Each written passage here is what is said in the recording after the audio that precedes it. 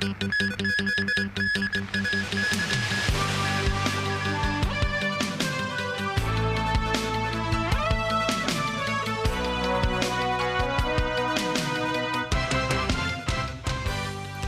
and welcome to TVB News. The People's Liberation Army's Navy vessels Nanning and Hengyang arrive in Hong Kong to begin a 5-day port call to the city. Chief Executive John Lee says the event will help the public to gain a vivid understanding of the nation's military and technological development. Alina Wang has more. The fleet consists of guided missile destroyer Nanning and guided missile frigate Hengyang. Sails into Victoria Harbour this morning, escorted by vessels from the People's Liberation Army Hong Kong garrison.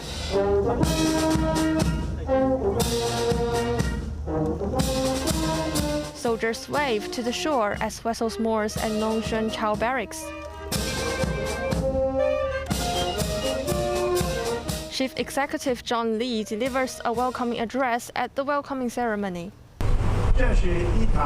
Lee says the display of defense innovation reaffirms the stability of China's national security and the prosperity of Hong Kong. Many residents gather along Victoria Harbour to catch a glimpse of the vessels. Over 100 local students and representatives had been invited to attend the ceremony. So this is my second time to being in the ceremony, so I'm really proud of my country. It's unforgettable for me because it's the first time for me to see such a beautiful worship. The officials and representatives board the naval vessels for a tour. The PLA Hong Kong garrison is offering 14,000 free tickets for this event.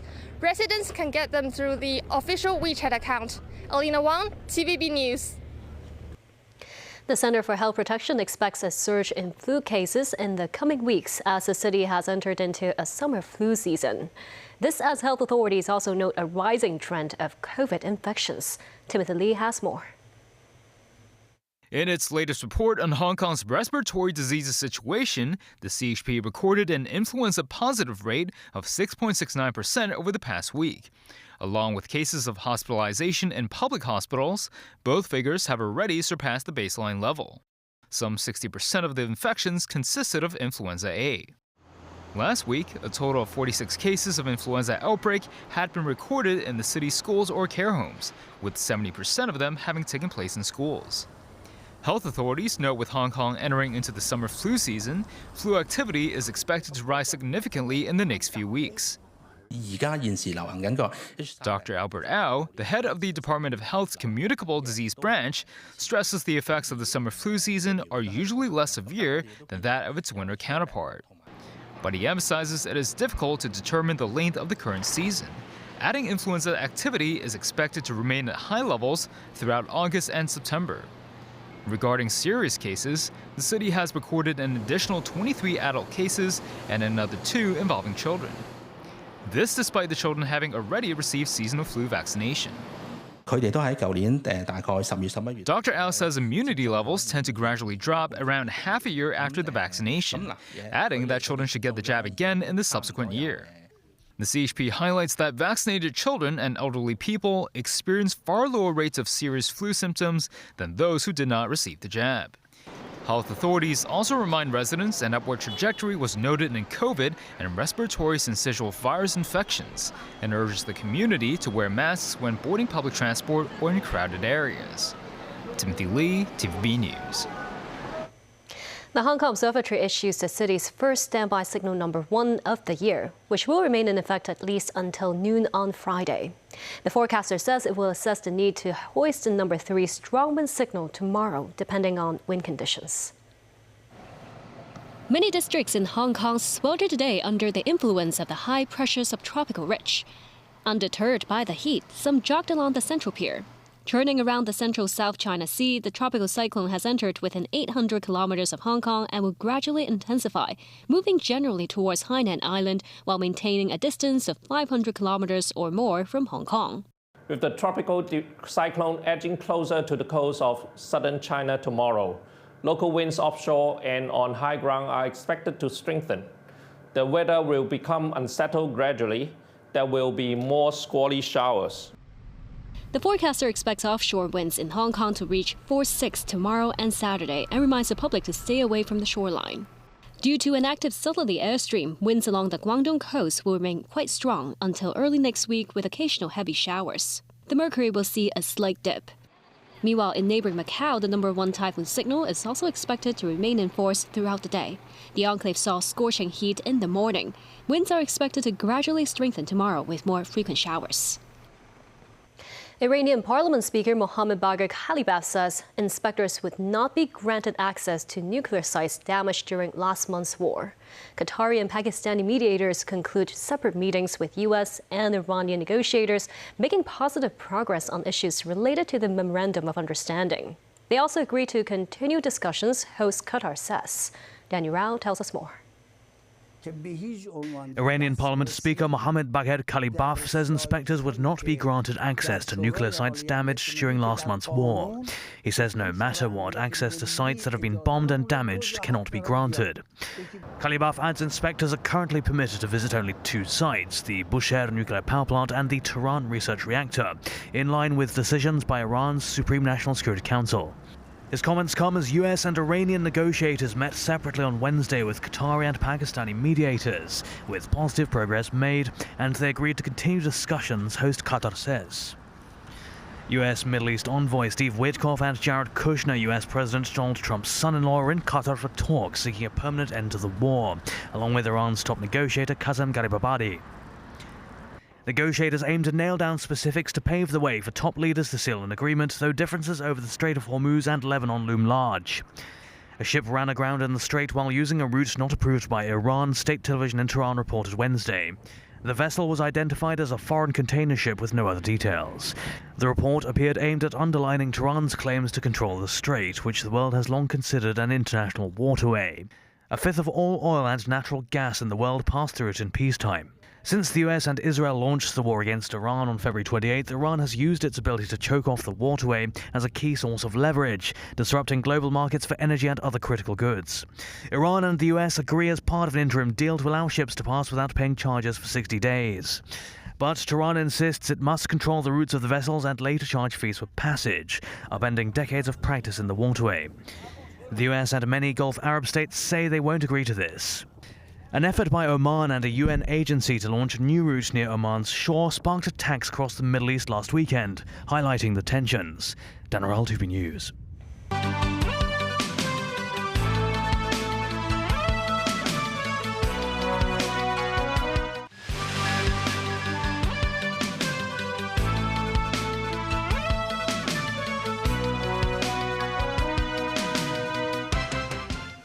Welcome back.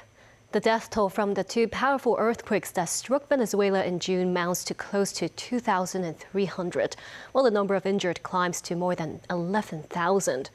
Venezuelan National Assembly President Jorge Rodriguez says at least 12,800 continue to be affected and 6,400 rescued by domestic and international efforts.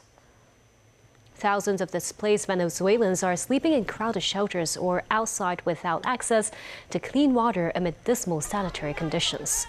Many thousands remain missing, adding ambiguity to the temblor's complete toll and leaving families in an agonizing limbo as they wait days by collapsed buildings, hoping for the bodies of their loved ones to surface.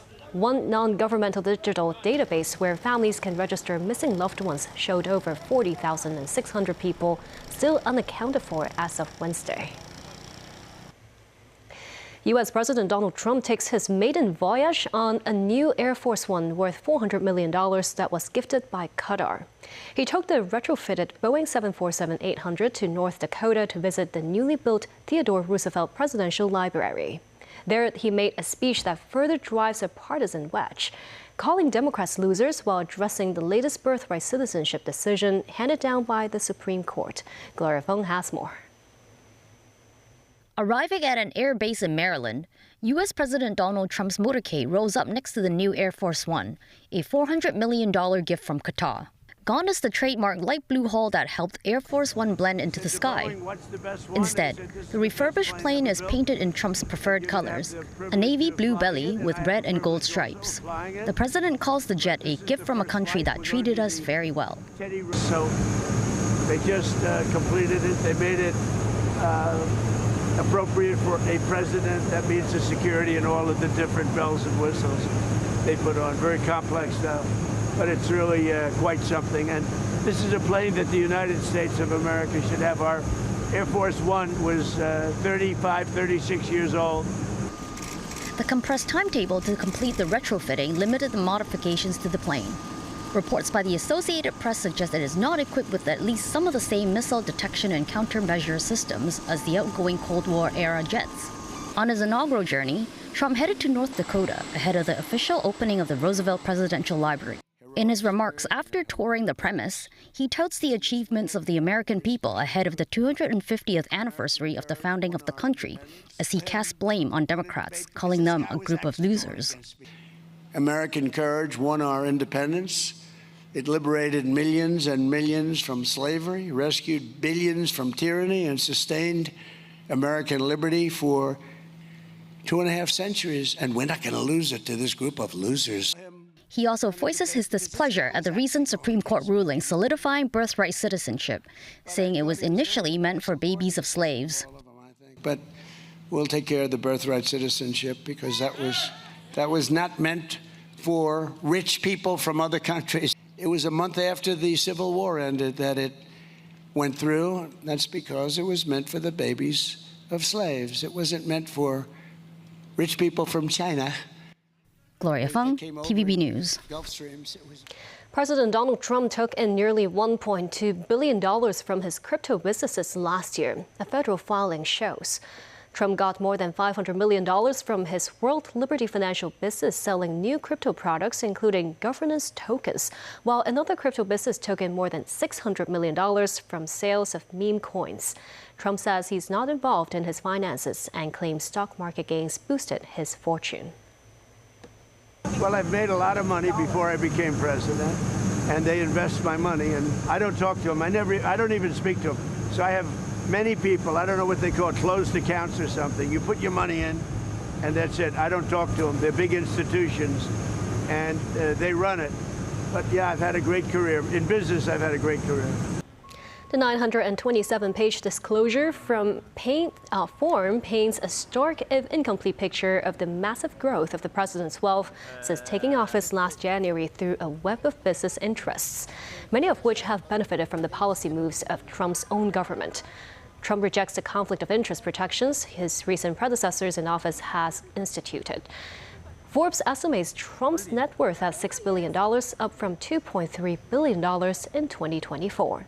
The rise of crypto relative to Trump's property is especially noteworthy because he first rode to office boasting of his property wins. It's also remarkable because that mainstay business also boomed last year.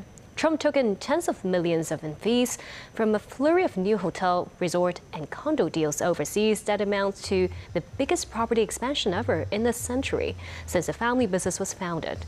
Many of those countries were negotiating with the U.S. over tariffs, military aid, and other important matters while the family business was striking the deals.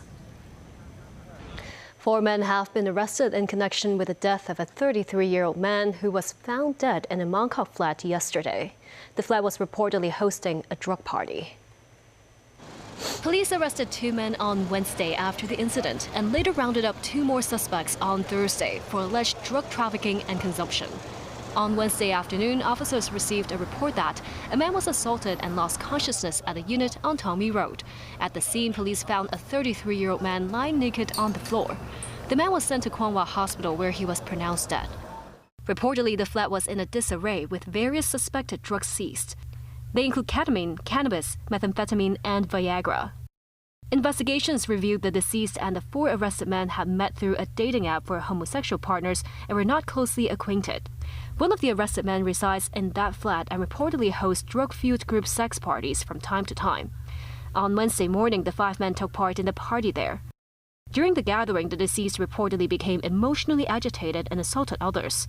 While the flat owner stayed, the three men later left the unit, claiming the victim was conscious at the time. Initial findings show no fatal injuries or fractures on the deceased. The cause of death is still under investigation. A similar case occurred in 2023 involving a fatal incident after a drug-fueled sex party. A postgraduate student from the mainland attended a sex party with 5 other men in a rural area of Fanling via a gay dating app. He later died, reportedly after being injected with methamphetamine. Others at the scene dragged the body of the deceased out of the unit to an open area. 3 men were apprehended and charged with manslaughter and illegal handling of a corpse. Lawmaker William Wong is reportedly expected to face an internal investigation at the Legislative Council over alleged drunk driving. This as he failed to report his arrest to LegCo, which violated the legislature's code of conduct. The 66-year-old lawmaker is also the Associate Dean of Engineering at the Chinese University of Hong Kong. He was apprehended Monday night after a crash on campus. 2 South Korean men have been arrested in Chimsha-choi for attempting to cash a suspected fake check worth over $30 million. The incident occurred shortly before 11 a.m. at an HSBC branch at 82 Nathan Road. Staff reported that 2 foreign men attempted to deposit the alleged forged check into an account. Police arrested the pair after preliminary investigation. The government plans to build an offshore pedestrian walkway at a popular photo spot on New Praia, Kennedy Town, allowing residents and tourists to safely enjoy Victoria Harbour. The project is expected to be completed by mid-2031. This location on New Praia, Kennedy Town, has panoramic views of Victoria Harbour, attracting many residents and tourists to take photos. But its popularity has resulted in pedestrians and vehicles competing for road space, posing a safety risk. The government plans to build a 10-meter-wide, wave-shaped offshore pedestrian walkway modeled after the East Coast Park Precinct. Some tourists welcomed the idea.